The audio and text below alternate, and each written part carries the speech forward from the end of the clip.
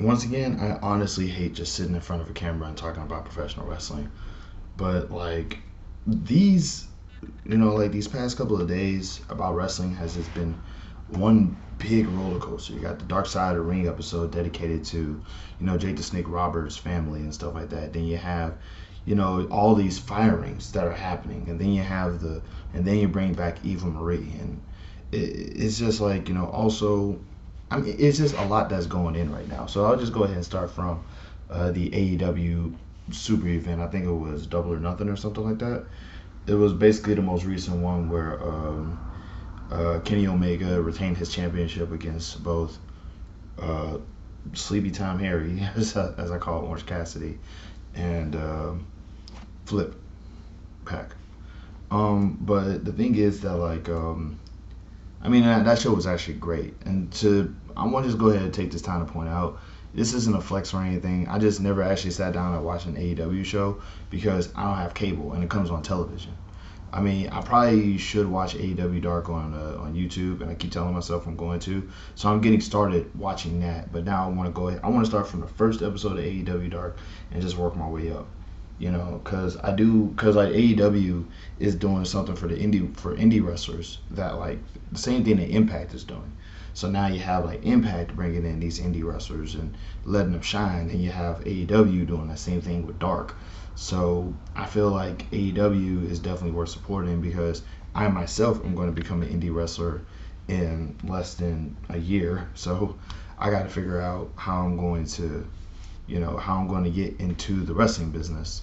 Because the goal now is to debut next February at Reality of Wrestling.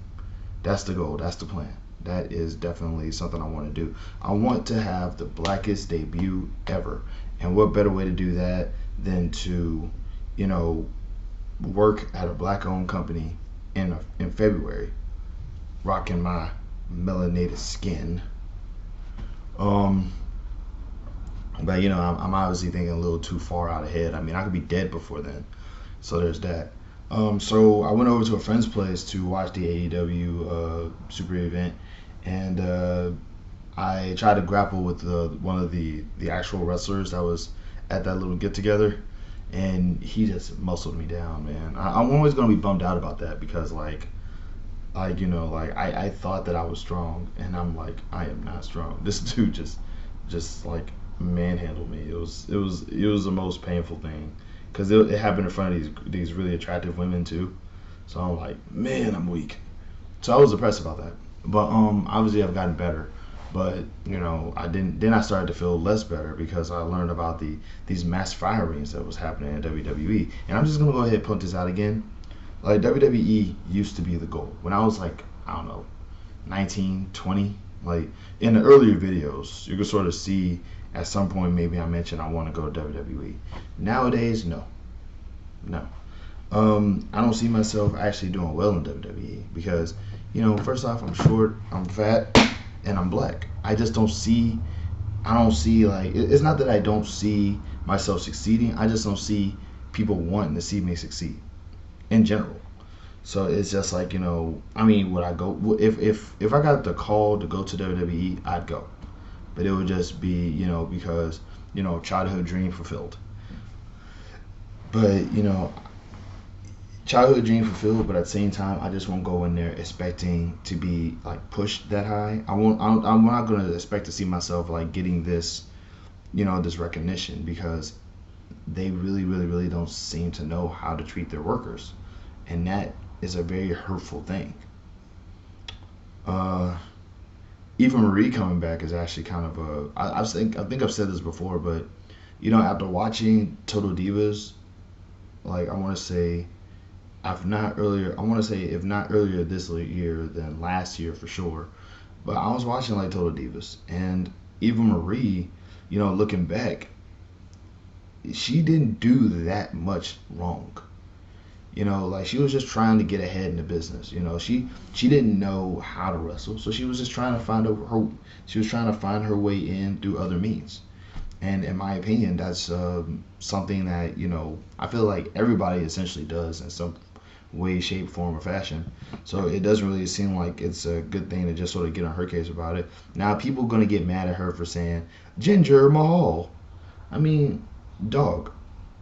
As a guy who has a lisp, like I can only imagine how often, like at the spur of the moment, I have to say something and I just either A, forget, or B, say it incorrectly. And not only that, but she's like in the presence of all of these people. Like this is WWE. This was pre-pandemic, so she is like, in the presence of all these people. Of course, she's put on the spot. Of course, she was gonna mess up. Why wouldn't she? She's fresh. She's new. I mean, I feel like fans just really have this genuine. Fans really want to dislike something. You know what I mean?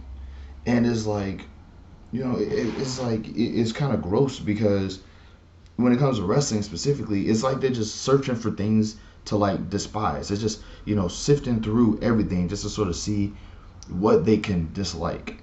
And sometimes it will be like some of the most simple stuff, like like a girl, like she made a mistake. Like it's kind of like how people hated Jeff. It's kind of like how people hated Mike Adamle for saying Jeff Harvey. And you find out that the dude has like a brain thing that actually sort of affects his speech sometimes. It's like, really, y'all going to get mad at the dude for saying Jeff Harvey? Really?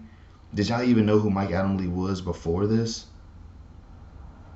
What, like, oh, he's a big time, was he some sort of big time commentator back in the day? Was he some sort of big time wrestling commentator? And it's just like, it's just weird because, like, for me, for example, like, I mean, and the sad part is that, like, I dislike certain things for silly reasons too, right? But I don't say that these things is terrible because of these reasons.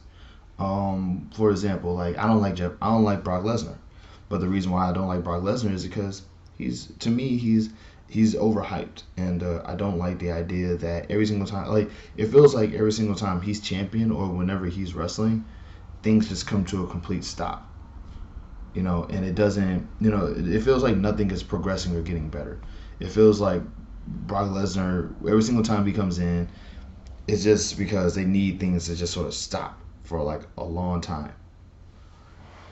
So part of me doesn't like that. Part of me wants to see stuff moving forward. Like you can't have, like when Kingston was champion, he had good matches.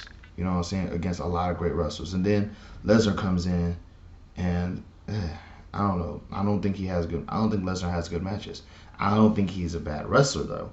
I just don't like the matches that he have because my choice matches involve a person being off their feet, a few times during the match. More jumping, less I'm big and I'm gonna hurt you.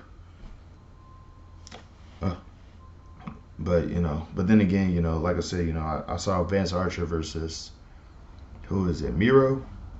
Like that was a good match to watch. I feel like that match is heavily underrated. I liked it, but that's only because I've been a Dallas fan since his Kid Cash tag days in TNA. Like I saw him do a moonsault one time, and I'm like, that's the guy. But yeah, like that's my whole thing, man. I just feel like but yeah, like WWE. Back to WWE though. Like it's not the goal anymore.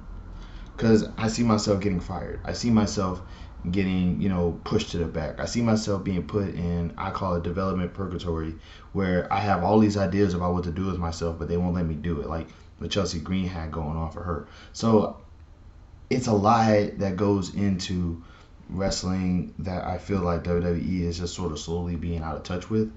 And I'm not going to ever be excited about that. Like the goal now is just become a wrestler, get in the ring a few times, see what I can see, have the stories on the road and things like that.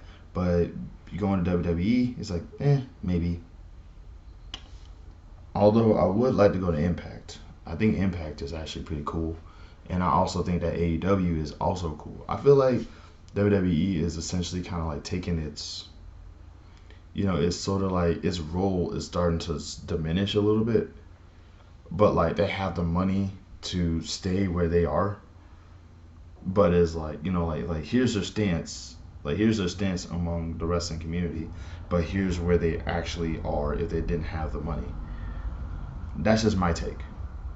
But yeah, I mean, Ring of Honor looks cool too, but that's only because I have a trainer that's from Ring of Honor, so it's like it's fun to sort of like it's fun to pretend. um, and Ring of Honor was at the time like the number 3 company. This is 10 minutes. I'm gonna cut this short. All right, guys, love and peace. Y'all have a good one. Be safe. I have a podcast that I'm working on. It's gonna be about a lot of stuff besides wrestling.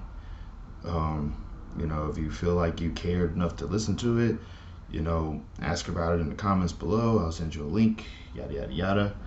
It's just me sort of getting my feet wet in the podcasting world because I don't. I realize now that I prefer talking more than being on camera and talking, especially about wrestling. That's it though. Love and peace. Y'all be safe. Gaga, Peep Pap, Collar.